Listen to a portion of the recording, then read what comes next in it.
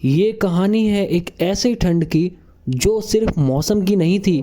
ये ठंड थी गरीबी की, मजबूरी की और उस जिंदगी की जहाँ ज़मीन पर घर बनाना सपना होता है और पेड़ पर रहना मजबूरी। गांव के बाहर जंगल के किनारे एक पुराना बरगद का पेड़ था। उसी पेड़ पर बना था रामू और उसकी बेटी गुड़िया का घर। जमीन पर घर बनाना उनके नसीब में नहीं था, इसलिए उन्होंने आसमान के करीब रहने का सोच लिया। बाबा, आज ठंड बहुत ज़्यादा लग रही है। बस थोड़ा और बर्दाश्त कर ले बेटी, सुबह हो जाएगी तो सूरज निकल आएगा। रामू झूठ बोल रहा था। पता था सूरज निकलने से जिंदगी गर्म नहीं होती, सिर्फ रोशनी आती है। रात और गहरी होती गई। बाबा, अगर पेड़ गिर गया तो? ये पेड़ बहुत मजबूत है, बिल्कुल तेरे बाबा जैसा। पर सच ये था, पेड़ मजबूत था लेकिन बाबा थक चुका था। रामू चूल्हे में आखिरी लकड़ी डाल देता है। बाबा, कल के लिए लकड़ी नहीं बचेगी। कल मैं जंगल से और ले आऊँगा बेटी। कल, गरीबी के लिए कल हमेशा एक वादा होता है जो अक्सर कभी पूरा नहीं होता। थोड़ी देर बाद गुड़िया सो जाती है।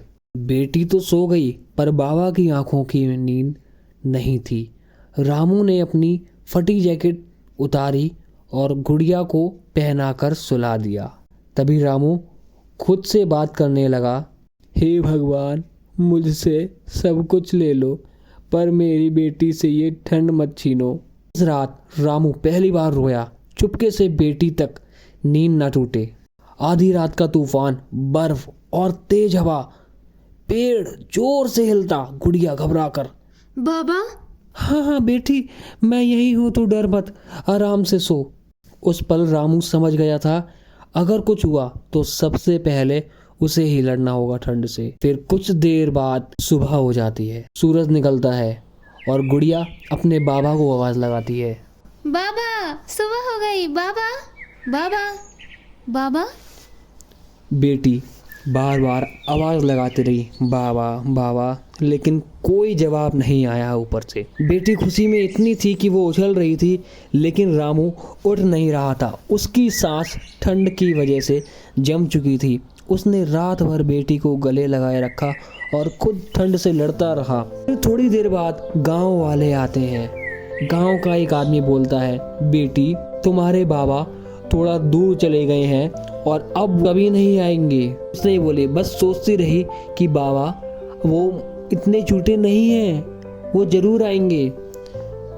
तभी कुछ साल बाद एक बहुत अच्छा घर बना लिया। मैं अपनी नौकरी पर जाने लगी। लेकिन कुछ समय बाद जब ठंड का मौसम आया तो गुड़िया को ठंड लगने लगी। तब गुड़िया को याद आया कि अरे, ऐसी ठंड तो मुझे बाबा के साथ लगती थी, तो बाबा मुझे अपने सीने से लगा लिया करते थे और मैं उनसे बातें किया करती थी।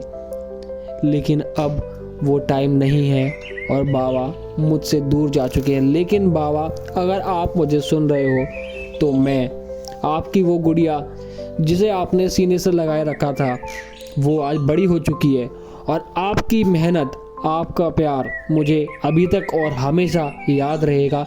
और आपने मुझे ठंड से बचाया, मैं और लोगों को ठंड से बचाऊंगी। अगर आपको ये कहानी पसंद आई हो तो वीडियो को लाइक करें और चैनल पे नए हो तो चैनल सब्सक्राइब करें।